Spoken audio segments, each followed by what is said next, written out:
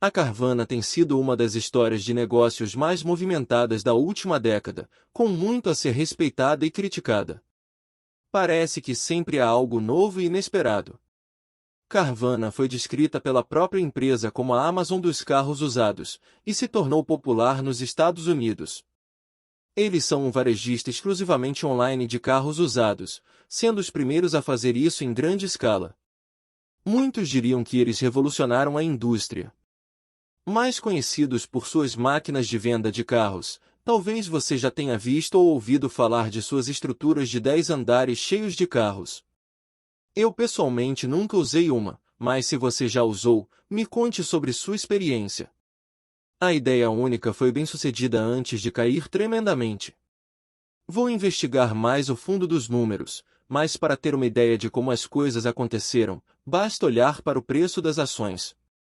Em agosto de 2021, estava sendo negociado mais de $375 por ação.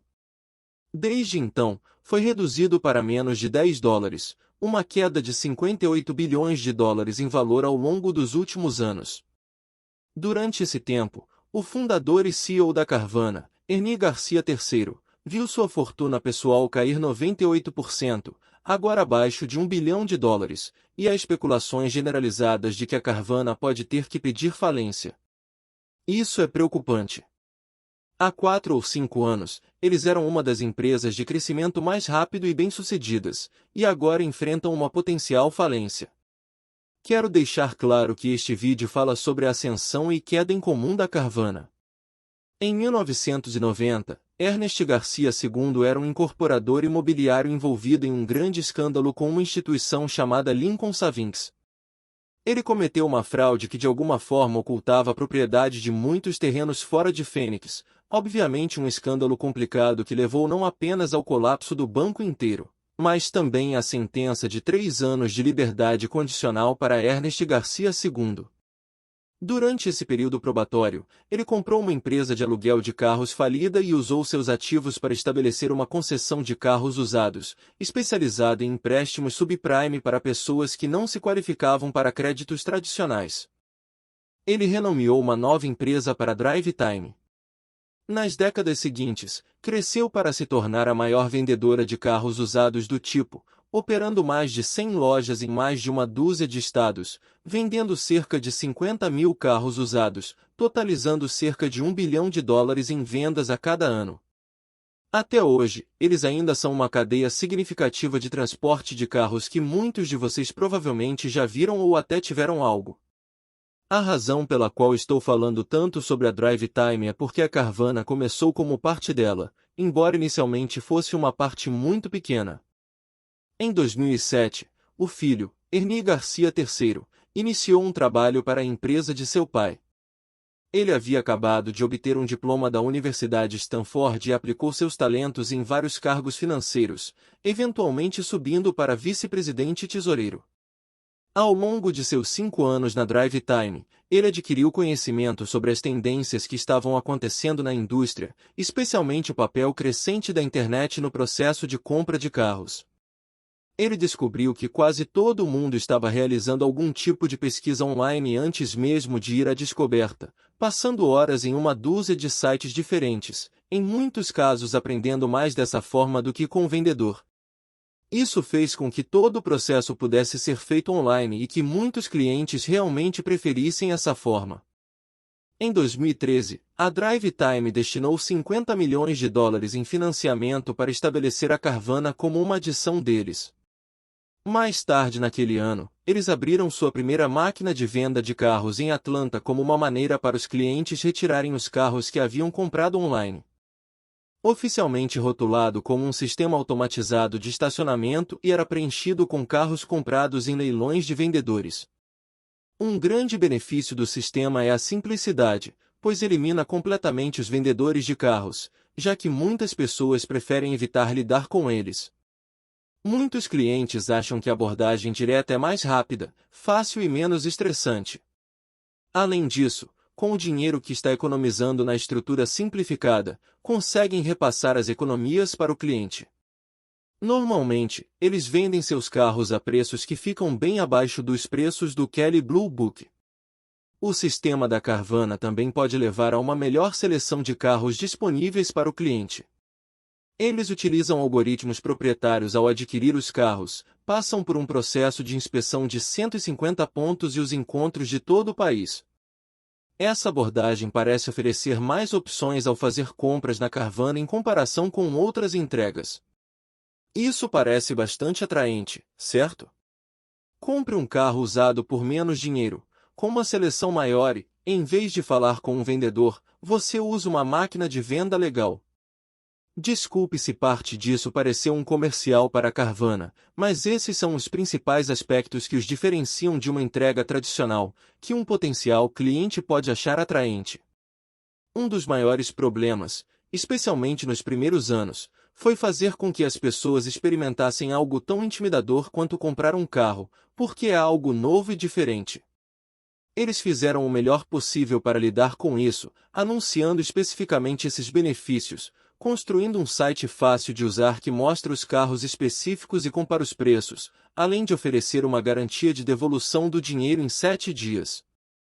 Você pode hesitar em comprar um carro que não tenha sido testado ou visto pessoalmente, então o fato de poder ser reembolsado pode fazer você se sentir mais seguro sobre a compra. Com tudo isso a favor deles, a Carvana realmente se tornou um grande sucesso, escalando agressivamente o negócio para atender mais de 300 mercados em todo o país. Em 2015, eles estavam na lista da Forbes das empresas mais promissoras da América. Em 2017 tiveram uma oferta pública inicial que anunciou mais de 200 milhões de dólares para ajudar na expansão, e até 2022 estavam vendendo mais de 1.000 carros por dia, tornando-se uma empresa com mais de 10 bilhões de dólares em vendas. As grandes perguntas neste ponto são: por que acredita-se que a Carvana está à beira da falência? Por que os investidores perderam completamente a confiança na empresa e como tudo isso degringolou tão rápido e tão mal? Existem várias razões menores que provavelmente valem a pena mencionar. Eles tiveram vários problemas legais, onde violaram as leis estaduais e perderam algumas licenças para vender carros, mas pelo que pude apurar, esses problemas foram isolados em Michigan e Illinois, não afetando a maioria de suas regiões. Seu marketing também foi criticado, e eles gastaram muito dinheiro com isso, quase 500 milhões de dólares por ano, incluindo um grande comercial no Super Bowl em 2022. No entanto, como mencionei anteriormente, é o tipo de coisa em que eles precisam divulgar o conceito, então eu diria que um alto orçamento de marketing é justificado. Além disso, acho que o comercial do Super Bowl foi bastante engraçado, com um cliente extremamente compartilhando sua experiência com a Carvana para todos. Acredito que há 3 razões principais por trás das dificuldades da Carvana. A primeira delas é a queda no mercado de carros usados durante a pandemia. Todos sabemos que houve problemas na cadeia de suprimentos que levaram a uma escassez de chips para fabricantes de carros, ou que prejudicaram a produção de carros novos a ponto de os clientes serem forçados a esperar períodos prolongados para adquirir um.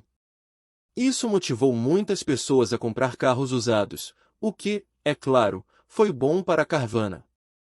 Se você olhar para qualquer um dos gráficos que eu mostrei, talvez já tenha percebido que eles dispararam durante a pandemia, pois muitas pessoas procuraram comprar carros usados deles, e eles tiveram dificuldades para acompanhar a demanda. Quando os preços atingiram o pico, a Carvana comprou muitos carros usados a esses preços elevados, escalando o negócio, como sempre foi o plano desde o início. Para complicar ainda mais as coisas, as taxas de juros aumentaram significativamente. Qualquer pessoa que deseje financiar a compra de um carro usado agora precisa pagar uma porcentagem mais alta pelo empréstimo, tornando as pessoas mais hesitantes em fazê-lo e impedindo a demanda. Quando a escassez de chips começou a melhorar e as coisas voltaram ao normal, a Carvana ficou com esse estoque pelo que pagou muito dinheiro e teve dificuldades para vendê-lo com um lucro decente. Eu sei que isso ficou um pouco complicado, mas, resumindo, por vários motivos, o mercado de carros usados esteve em alta durante a pandemia e desde então começou a cair, refletindo uma ascensão e queda para a Carvana. Mesmo se olharmos para uma empresa elaborada de carros usados, como a CarMax, eles também experimentaram uma ascensão e queda correspondente, mas foi menos dramática para a CarMax, em parte porque são mais presenciais, enquanto a Carvana, claro, é online. E isso nos leva à minha segunda razão. A segunda razão por trás da queda da Carvana é o retorno das pessoas às lojas físicas após o término da pandemia. Se as pessoas ficaram em casa e fazendo compras online durante a pandemia, muitas delas transferiram grande parte de seus negócios de volta para as lojas físicas após o seu término. Você pode ver como isso contribuiria para o aumento e queda de um varejista online como a Carvana. Minha terceira razão para a queda é a questão das dívidas.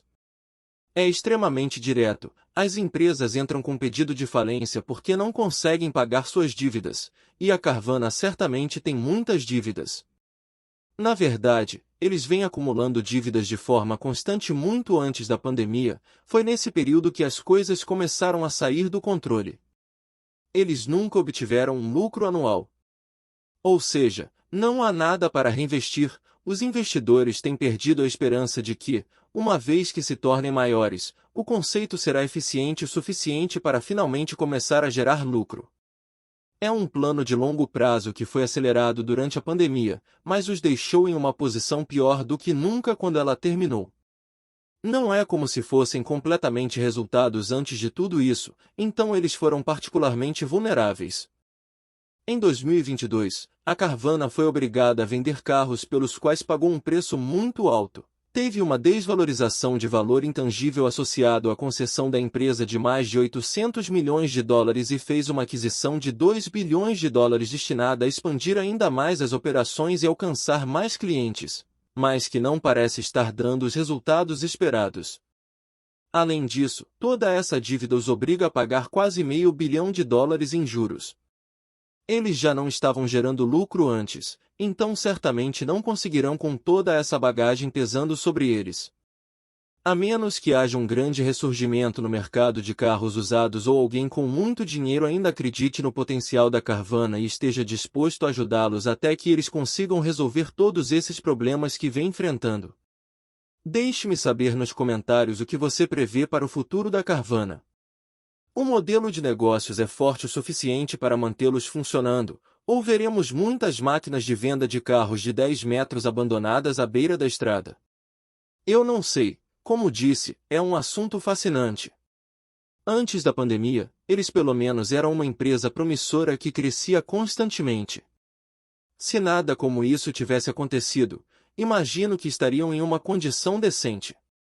Você acha que se essa empresa chegasse ao Brasil daria certo? Você compraria um carro online e só iria retirar sem nenhum vendedor te incomodando? Deixe nos comentários.